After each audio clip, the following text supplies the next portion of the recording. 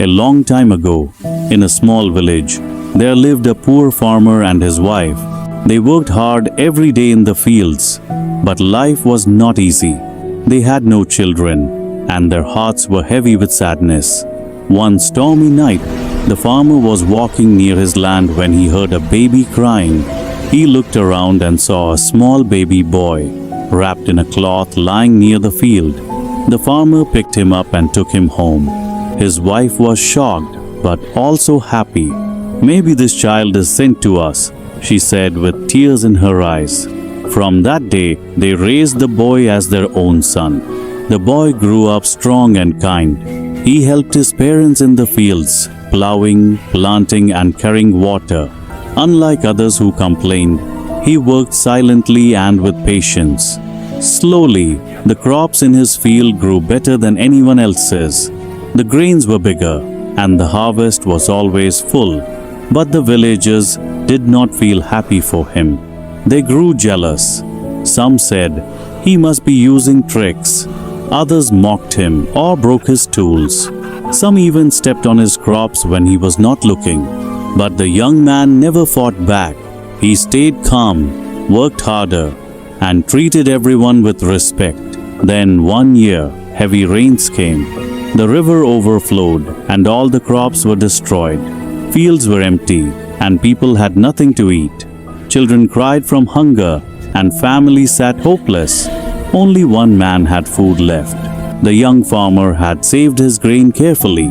He could have kept it for himself, but his heart did not allow it. So at night, while the village was asleep, he cooked food and quietly placed it at people's doors. In the morning, the villagers were surprised to see food waiting for them. They did not know who was helping them, but his kindness kept them alive. Even then, during the day, people still insulted him. They never guessed it was his hands that fed them. One evening, after a hard day, the young man sat outside his hut and thought, "Why do I get hate when I do good? Why is kindness always returned with pain?" But someone had seen the truth.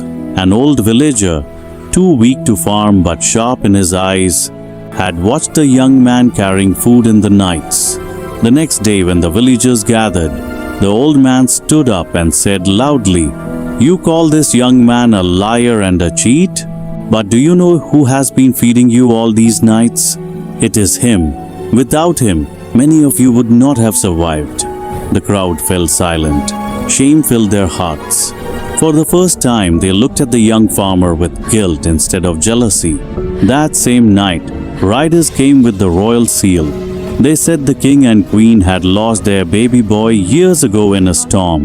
They had searched everywhere but never found him. Now, after many years, they had followed clues that led to this village. When the royal guard looked at the young farmer, they found the birthmark the prince was said to have. The truth was clear. He was the lost prince of the kingdom. The king and queen arrived and ran to embrace him with tears in their eyes.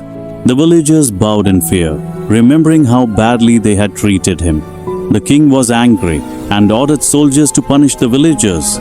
But the young man knelt before his parents and said, "Father, mother, please do not harm them. If I could forgive them when they hurt me, how can I punish them now? Let us forgive." The king and queen were moved. The villagers wept, touched by the prince's kindness. From that day, he was not only known as the heir of the throne, but also as the Prince of Mercy.